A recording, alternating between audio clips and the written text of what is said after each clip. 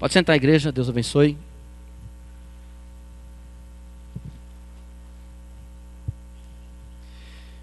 Irmãos, eu tenho um desafio. Eu tenho 15 minutos para pregar. Porque nós temos homenagem ainda. E eu não quero que você brigue comigo depois. Fale assim, pastor, a gente tem que dormir, amanhã é segunda-feira. Lucas 7, de 36 a 50, eu quero pensar com você sobre mulheres dominadas pela graça. Um texto conhecido,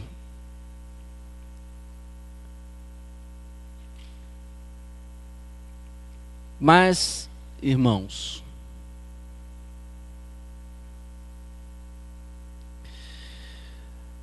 a mulher do texto que nós vamos ler, ela recebeu graça. Ela recebeu vida. Graça é vida. E ela teve em sua vida algumas reações, alguns resultados que caracterizam a vida no reino de Deus. O texto da mulher que molha os pés de Jesus com suas lágrimas, enxuga com seus cabelos. Por isso, mulherada de cabelo curto nunca faria isso. Viu? Vocês ficam cortando o cabelo curtinho aí, se Jesus aparecer não dá para enxugar com os cabelos, só se raspar a cabeça. Mas como ele não vai aparecer dessa forma, você pode cortar cabelo curto, não tem problema. E depois ela unge os pés de Jesus com um bálsamo. Um encontro que acontece em uma casa, mas que traz uma mensagem preciosa sobre este domínio da graça. O texto diz assim, que um dos fariseus convidou Jesus para comer com ele, e entrando em casa, ou seja, na casa do fariseu, reclinou-se à mesa. E quando você pensar em mesa, não pense na mesa da sua casa. Porque lá no Oriente, a mesa é no chão, baixinha. As pessoas colocam tapetes e almofadas e sentam no chão, se apoiam com um braço e comem com o outro. Vários homens sentados ao chão, aparece uma mulher pecadora, versículo 37, que havia na cidade. Quando soube que Jesus estava à mesa na casa do fariseu, trouxe um vaso de alabastro com bálsamo. E estando por detrás, aos seus pés, chorando, começou a regar-lhe os pés com lágrimas e os enxugava com os cabelos da sua cabeça e beijava-lhe os pés e ungia-os com o bálsamo. Dinâmica. Ela molha os pés de Jesus com suas lágrimas. Eu creio que ela estava em um momento de muita emoção. Ela pega o cabelo, enxuga e depois passa nos pés e unge os pés de Jesus com bálsamo. Versículo 39 diz que ao ver isso, o fariseu que o convidara falava consigo mesmo, dizendo, ou seja, aqui em pensamento, se este homem fosse profeta, saberia quem é e de que qualidade é essa mulher que o toca, pois é uma pecadora. E respondendo Jesus disse-lhe, Simão, tenho uma coisa a dizer-te. Respondeu ele, dize-a, mestre. Disse Jesus assim, olha, Simão, certo credor tinha 2 devedores. Um lhe devia 500 denários e outro 50. Não tendo eles com que pagar, perdoou a ambos. Simão, pergunta, qual deles, pois, o amará mais? Respondeu Simão, suponho que é aquele a quem mais perdoou. Replicou-lhe Jesus, julgou bem, Simão, muito bom. Versículo 44, e voltando-se para a mulher, disse a Simão, Simão, vês tu esta mulher? Entrei em tua casa e não me deste água para os pés. Mas esta com as suas lágrimas os regou e com os seus cabelos os enxugou. Não me deste, Simão, um beijo no rosto, um ósculo. Ela, porém, desde que entrei, não tem cessado de beijar-me os pés. Simão, você não ungiu a minha cabeça com óleo, mas ela, com bálsamo, ungiu os meus pés, Simão. Portanto, Simão, eu vou te dizer uma coisa. Perdoados lhe são os pecados, que por sinal, Simão, são muitos. Porque ela muito me amou. Mas aquele a quem pouco se perdoa, pouco ama. Perdoados lhe são os pecados, que são muitos, porque ela muito me amou. Mas aquele a quem pouco se perdoa, pouco ama. E disse a ela: perdoados são os teus pecados. Mas os que estavam com ele à mesa começaram a dizer entre si: mas quem é este que até perdoa pecados? Jesus, porém, disse à mulher. Jesus nem deu bola para o que eles estavam dizendo. Jesus olhou para a mulher e disse: mulher, a tua fé te salvou. Vai-te em paz. Irmãos, esse texto, ele mexe com a gente, porque ele fala desse domínio da graça. Se nós olharmos bem para todo o contexto, nós vamos perceber que no versículo 47, Jesus diz que os pecados daquela mulher estavam sendo perdoados e que eles eram muitos. Jesus diz que o amor dela por ele era porque ela reconhecia que havia sido alvo do perdão dele. Ela não foi perdoada pelo que fez naquele momento, mas fez porque se sentia perdoada. No verso 50 diz Jesus que ela havia sido salva pela fé e não por aquela obra de lavar os pés, enxugar com o cabelo e tudo mais. Você entendeu o texto? Você pode pensar nesse texto assim: quer dizer que para eu ser salva, eu vou precisar fazer um monte de coisa para Jesus. Não é isso que o texto está dizendo. Na sequência do texto, nós entendemos o seguinte: aquela mulher, sendo pecadora, reconhecendo a graça de Jesus e impulsionada por esse reconhecimento, ela vai aos pés de Jesus, reconhecendo a autoridade de Jesus, reconhecendo a misericórdia de Jesus, do jeito que ela está, ela vai aos pés de Jesus, reconhecida no texto por Lucas como pecadora, não diz nome. Há aqui um correlato com o texto de Mateus, Marcos e João. Alguns estudiosos dizem que não é a mesma mulher, por conta do momento, porque aqui acontece bem no começo da trajetória de Jesus e os outros já no final. Então nós teríamos duas mulheres, talvez, que fizeram isso. Mas essa pecadora, diz o texto, que ela, movida pelo amor a Jesus, ela vai e se derrama aos pés do Senhor. Eu quero apontar aqui 4 resultados que caracterizam a vida no reino, partindo da experiência dessa mulher. O primeiro resultado é que a vida no reino, motivada pela graça, ela produz adoração a Jesus sem reservas. Irmãos, não era comum uma mulher de má fama entrar na casa de um religioso, um fariseu, em um momento daqueles. Não era comum. Não era comum lavar os pés de um homem com suas lágrimas. Não era comum derramar os cabelos junto aos homens, ou seja, desamarrar os cabelos junto aos homens, e muito menos enxugar os pés de um homem em público com os próprios cabelos. Não era comum isso.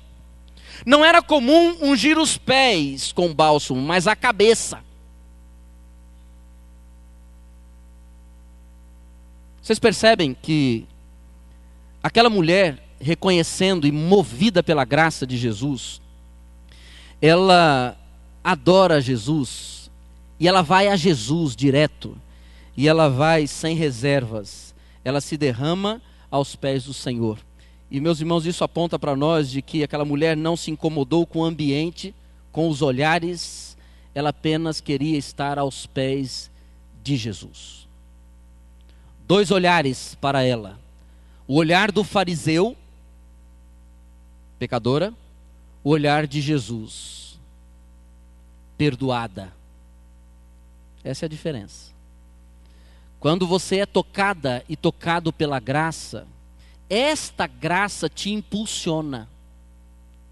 Quando você é tocado pela lei, a lei te prende, a lei te amarra, a lei pune e a graça liberta. E aquela mulher tocada pela graça, ela adorou a Jesus sem nenhuma reserva, com toda a liberdade que havia no seu coração. Segundo resultado, a graça produz confrontação com a religiosidade formal. Perceba uma coisa, irmãos, Jesus condena a atitude do fariseu. 3 considerações eu quero fazer.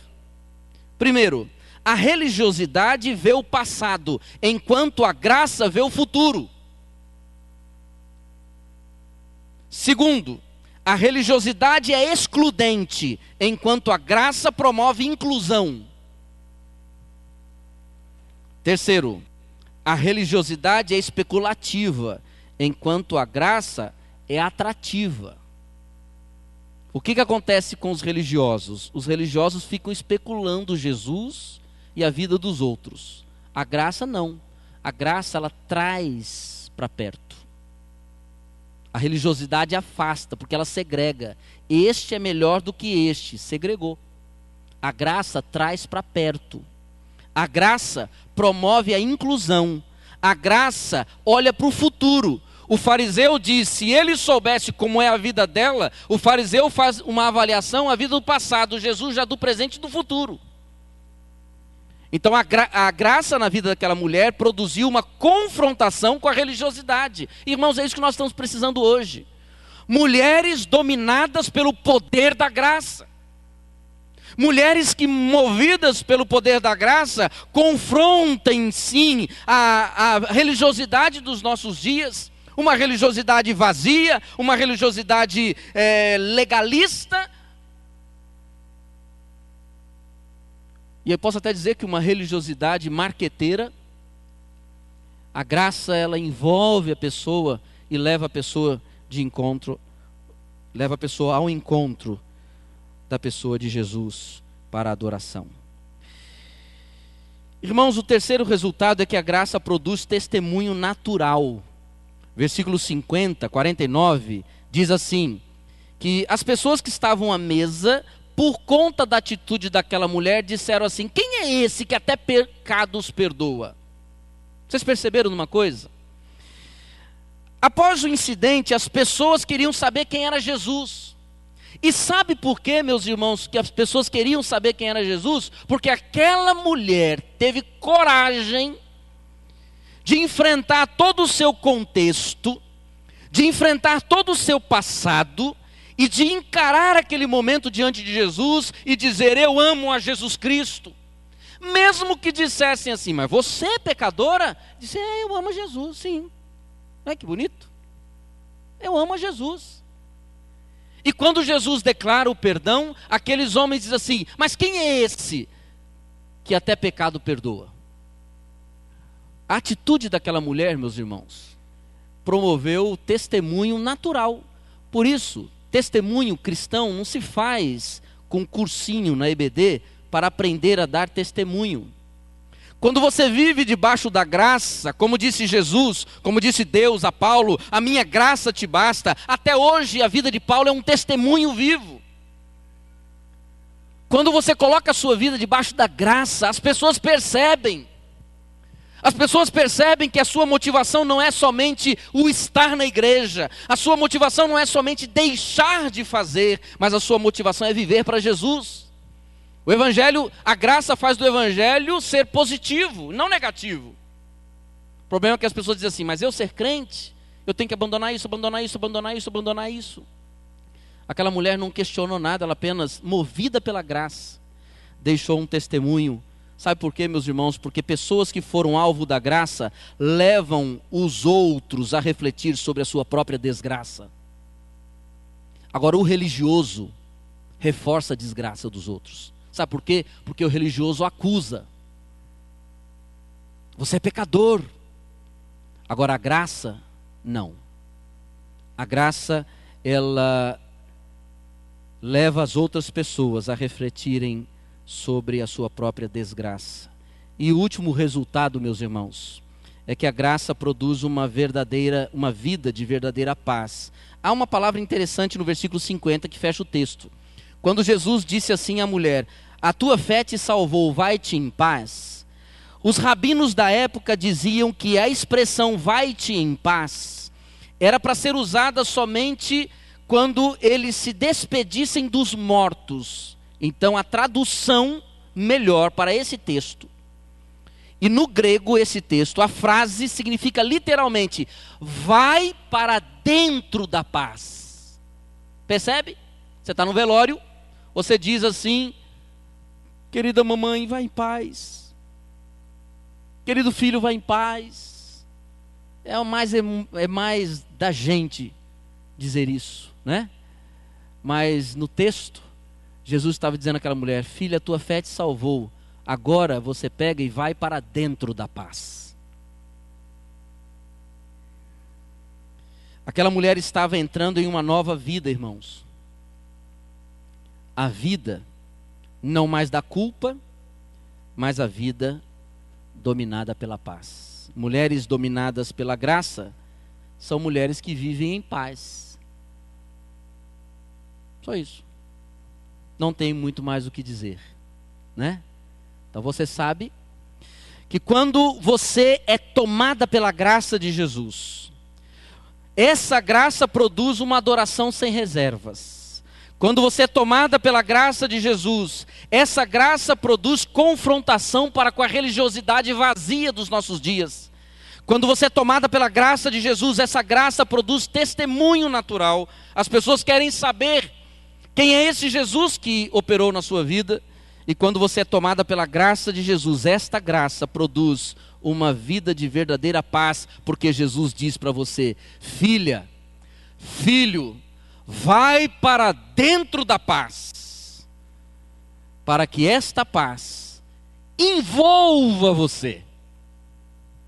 É o que Paulo disse lá escrevendo aos Filipenses: não andem ansiosos por coisa alguma, antes em tudo sejam os vossos pedidos conhecidos diante de Deus, e a paz de Deus, que excede todo entendimento, guardará os vossos corações e os vossos pensamentos em Cristo Jesus. Vai para dentro da paz.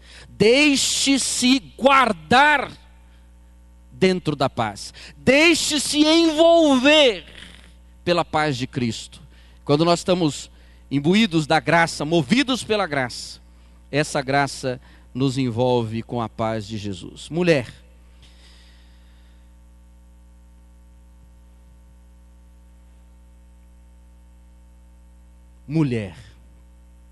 homem, se a sua vida for um reflexo da graça, certamente a sua vida será uma expressão de algo diferente. Vai causar espanto às outras pessoas, porque a graça é totalmente diferente do que qualquer outra proposta religiosa. E esta graça que é superabundante graça. Jesus disse, Paulo disse, escrevendo aos Romanos: onde abundou o pecado, superabundou a graça. E Paulo diz assim, ele diz que a lei de Deus foi mandada para tornar o pecado vivo. A lei de Deus foi mandada para dizer a nós que nós não conseguimos vencer o pecado, mas vem no texto e Paulo diz: onde esse pecado está vivo, viva está a graça de Deus. Esta graça que quando nos domina, nos ilumina. É o sol de Cristo iluminando a nossa vida. E assim, meus irmãos, a nossa vida ser totalmente diferente, não por conta da lei, mas por conta da graça, que nos faz viver a lei de Deus. Feche os seus olhos. Vamos orar.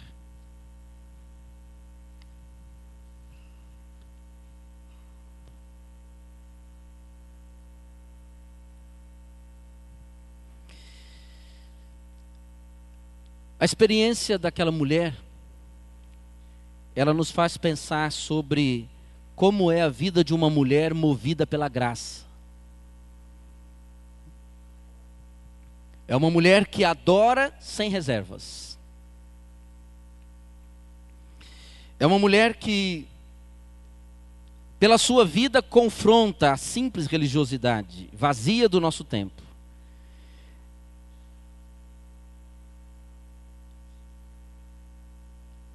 É uma mulher que testemunha. Testemunho natural. Não porque ela nunca pecou. Era uma mulher de uma vida muito comentada na sua região, conhecida como mulher de vida fácil, pecadora. Mas aquela mulher, quando é movida pela graça, ela testemunha. Aquela mulher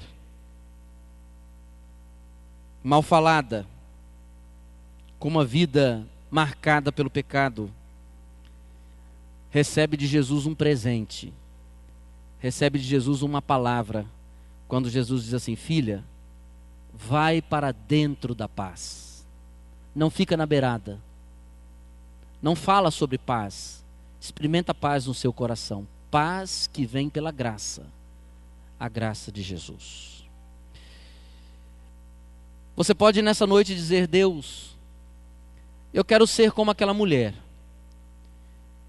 Eu quero ser dominada pela graça. Para que esta graça seja derramada sobre os outros, através da minha vida. Talvez como homem você possa dizer: Deus, eu preciso ser dominado pela graça. Aquela graça que o Senhor disse a Paulo: a minha graça te basta.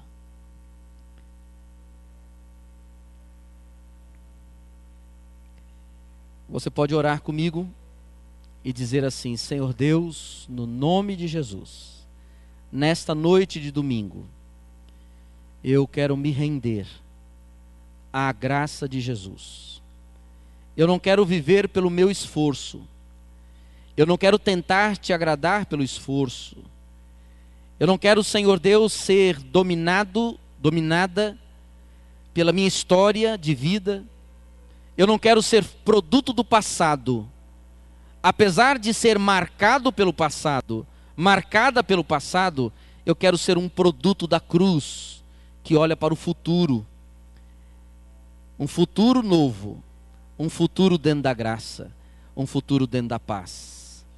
Nesta noite, Deus, no nome de Jesus, eu me rendo à tua graça, eu aceito a tua graça, eu me deixo envolver pela tua graça, para viver debaixo das tuas asas, glorificando o teu nome, em todo o meu viver.